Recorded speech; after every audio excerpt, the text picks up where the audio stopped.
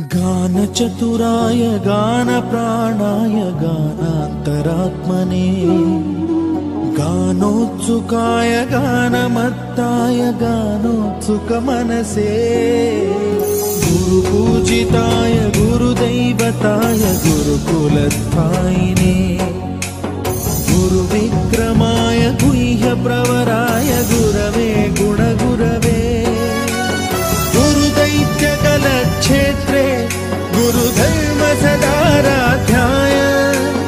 गुरुपुत्रपरित्रात्रे गुरुपाखण्डखण्डकाय